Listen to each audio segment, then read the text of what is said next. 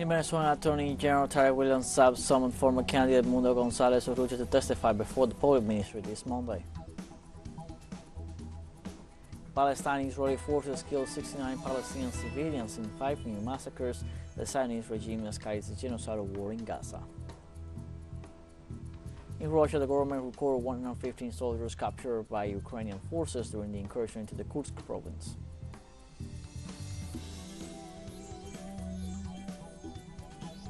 Hello, welcome from the South. I'm Luis Alberto Matos from the TeleSUR studios in Havana, Cuba. We begin with the news. In Venezuela, Attorney General Tarek William Saab summoned former candidate Edmundo Gonzalez to testify before the Public Ministry on Monday. The former candidate is expected to testify regarding his alleged responsibility in the crimes of usurpation of authority, forgery of a public document, instigation to disobey the law, cybercrimes, association to commit a crime, and conspiracy. Gonzalez will also be held accountable for the publication of forged documents through a website. It is important to point out that the former candidate was declaring contempt after failing to appear before the Supreme Court of Justice Electoral Chamber.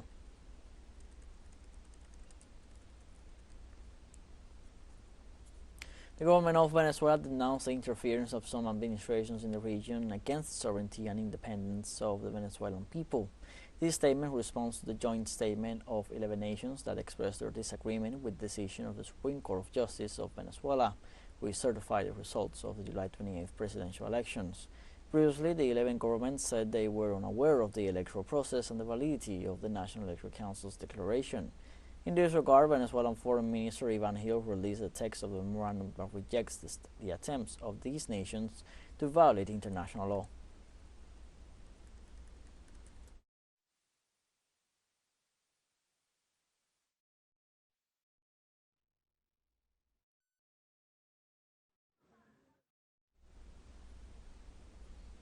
The government of Venezuela condemned in an official statement the statement issued by several countries of the region in relation to the recent Supreme Court's ruling on the presidential elections results and affirmed that these governments intend to continue violating international law. The Bolivarian Republic of Venezuela rejects in the strongest terms the rude and insolent communiques of the governments of Argentina, Costa Rica, Chile, Ecuador,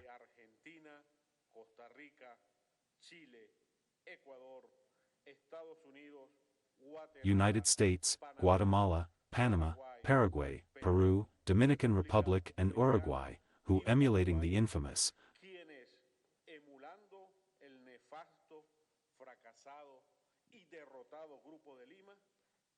failed and defeated Lima Group, pretend to continue violating international law, committing an unacceptable act of interference in matters that only concern Venezuelans.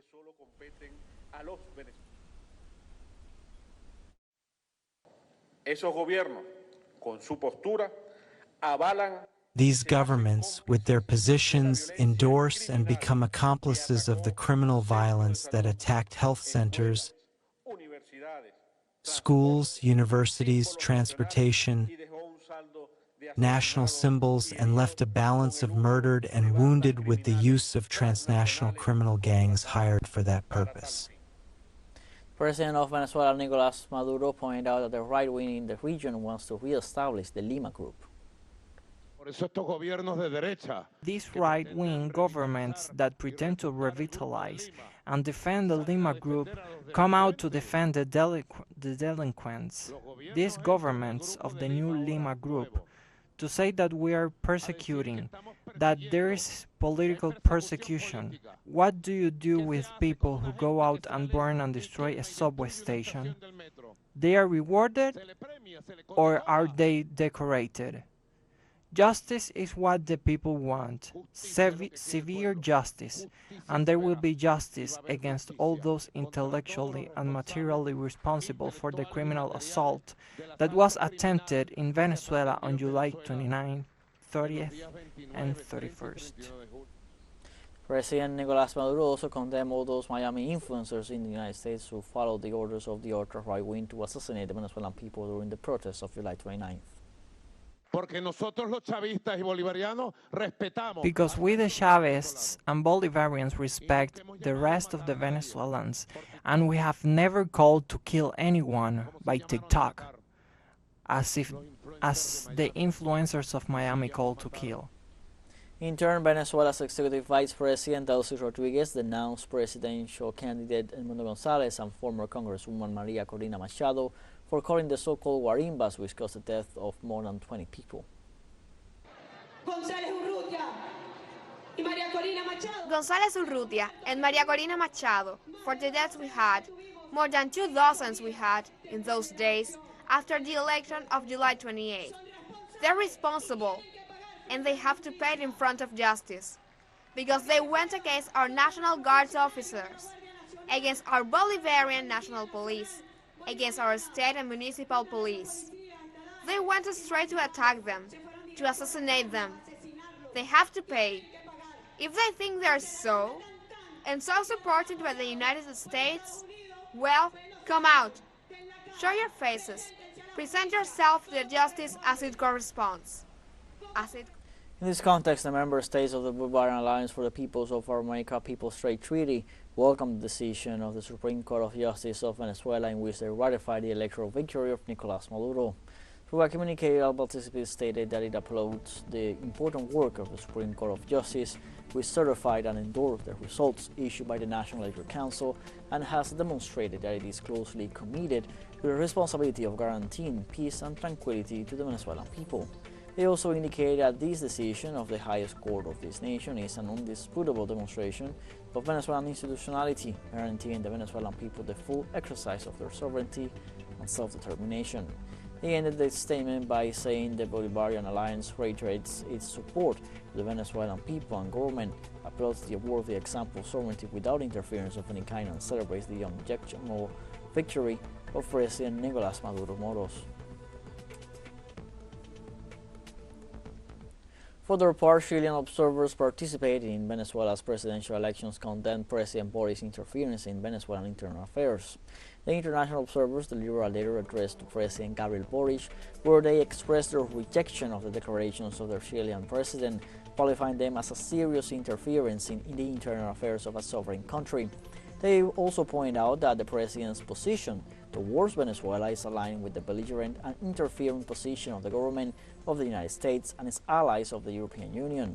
They also assured that they had witnessed a legitimate and democratic electoral process in Venezuela, which gave victory to Nicolás Maduro, and urged President Boric to respect the sovereign decision of the Venezuelan people in accordance with its constitutional order and its institutions.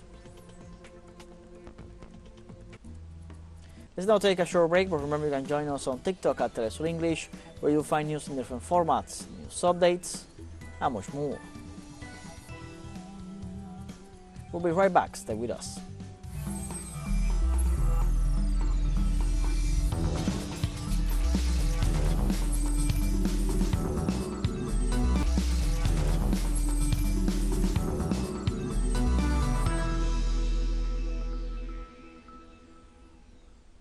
Welcome back.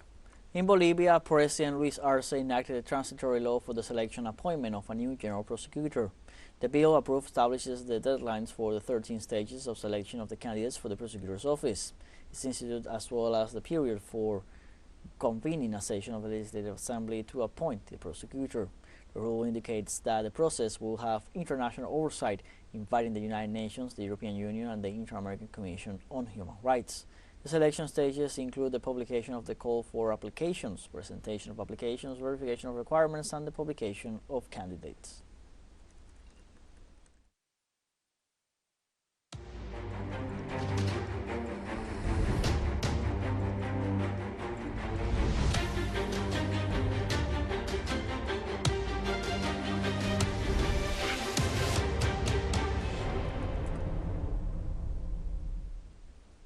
In the last 24 hours, the Israeli occupation army committed 5 new massacres in residential areas in the Gaza Strip, resulting in the killing of at least 69 civilians. According to medical sources, these actions also left 212 wounded. However, they warned that both figures could be even higher, since many of the victims of these attacks are trapped under the rubble of the infrastructures that were affected by the bombings. This is due to Israel's impediments to the entry of ambulances and civil defense teams into the bombed areas. According to the most recent health report, 40,334 Palestinians have been killed and another 93,356 have been injured since October 2023, when the Israeli war against the Gaza Strip began.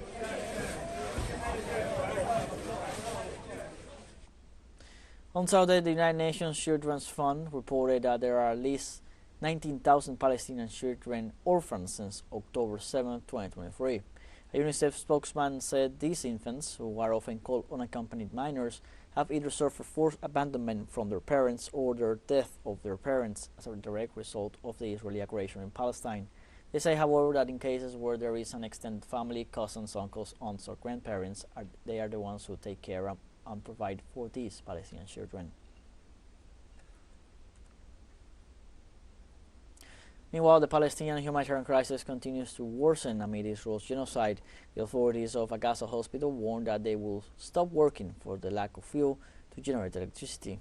Kamal Adwan Hospital in the north of the coastal enclave is facing a health catastrophe and could cease to provide care in the coming hours due to food shortages caused by the siege and the Israeli blockade, compounded by the large influx of wounded, the lack of medical supplies and personnel. They warned that infants in incubators are at risk of death, plus 7 cases in ICU. According to the Ministry of Health, the Israeli aggression has resulted in the destruction of more than 80% of the health infrastructure in the Gaza Strip, and most of the hospitals are out of service.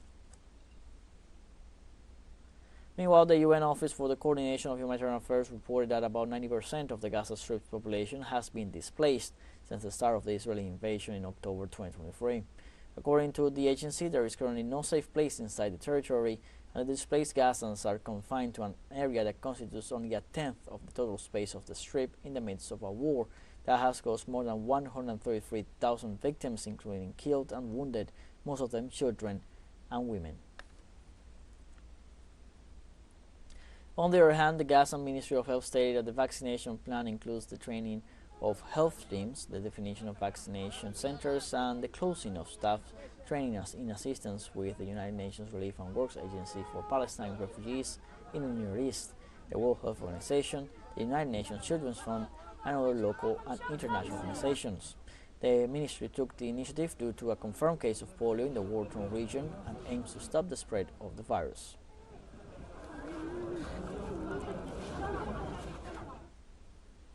Moving on to other news, in Iraq, millions of Shia Muslims arrived in the city of Karbala to participate in the Arbaeen pilgrimage. Arbaeen is one of the holy days of the Shia calendar.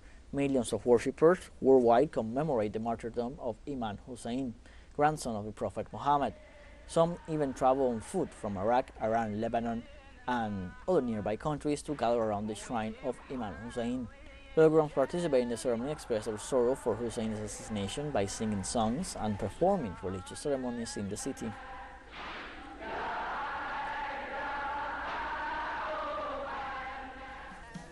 We now have a second short break coming up, but before, we invite you to visit our YouTube channel at TeleSUR English. There you'll be able to rewatch our interviews, top stories, special broadcastings, and more. Hit the subscribe button and activate the notification bell to stay up to date on the world's most recent events. Final short break, don't go away.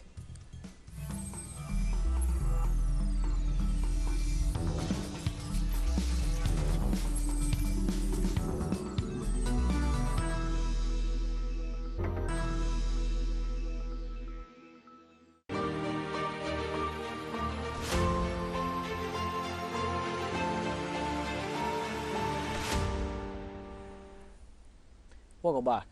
In Russia, the government recorded 115 soldiers captured by Ukrainian forces during the incursion into the Kursk province. The Russian Defense Ministry confirmed the exchange of soldiers who arrived in Belarus to be later transferred to Moscow. The released soldiers will receive the necessary treatment at health facilities of the Defense Ministry. On the other hand, the Russian military authorities explained that this exchange was achieved thanks to the mediation of the United Arab Emirates. Russia's defense ministry reports that Ukraine has lost 5,137 soldiers since the start of clashes in the Kursk region. Russia's defense ministry says Kiev has lost 69 tanks, 27 infantry fighting vehicles, 55 armored personnel carriers, and 350 armored personnel transporter troops. The statement also says that over the last 24 hours, Ukraine lost up to 400 fighters and 17 armored vehicles in the area, including a tank and other artillery pieces. Russian armed forces have attacked Ukrainian military groups in 10 localities in the Kursk district following the illegal Ukrainian army incursion.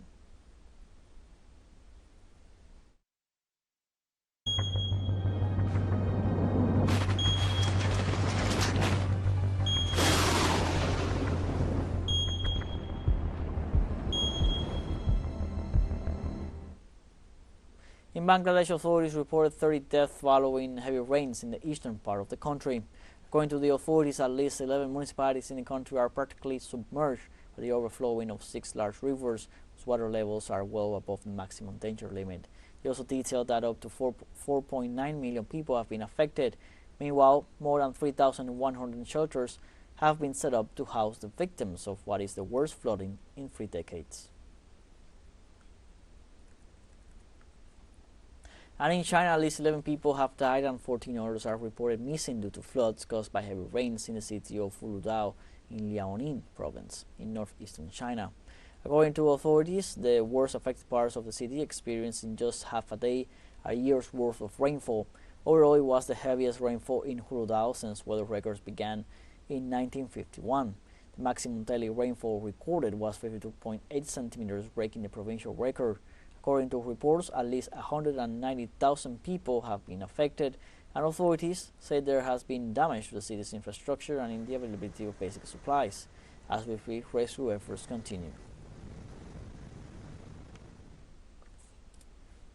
Meanwhile, in Brazil, at least 30 cities in the state of Sao Paulo are on high alert due to more than 2,300 forest fires in the last 48 hours. According to data from the National Space Research Institute, this figure represents almost 7 times more wildfires than those that occurred in August 2023, when some 342 fires were registered. So far, authorities report at least 2 deaths from these forest fires spread by the dry weather and the strong winds. Given the situation, local government ordered the civil defense to create a crisis office to look for solutions amid the drought and extreme heat that is plaguing the entire state and to guarantee the safety of the people.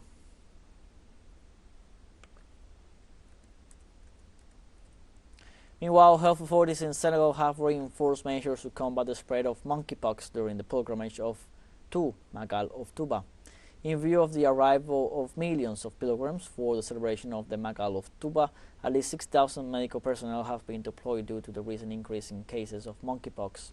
So far, at least 186 stations have been set up for pilgrims to ask for help should they exhibit any symptoms. Meanwhile, the Urban Regional Health Director, Mahmoudine, urged people to wash their hands, avoid close contact, and use masks in crowded areas to prevent the spread of the disease.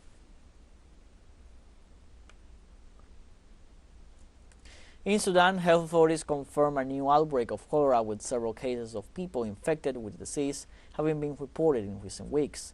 According to data from the Ministry of Health, up to this week, almost 2,000 people have died of the disease. The United Nations Refugee Organization agency warned about the special risk that refugees are running with the spread of this disease, mainly in the states of Kassala, Gadaref, and Jazeera. The cholera outbreak is seen as the latest calamity for Sudan, which has been in chaos since April 2023, when simmering tensions between the army and a paramilitary group erupted into open warfare across the country, destroying civilian infrastructure and the healthcare system. The United Nations Refugee Agency in Egypt says that over 748,000 refugees from Sudan have come into the country since conflict broke in April 2023.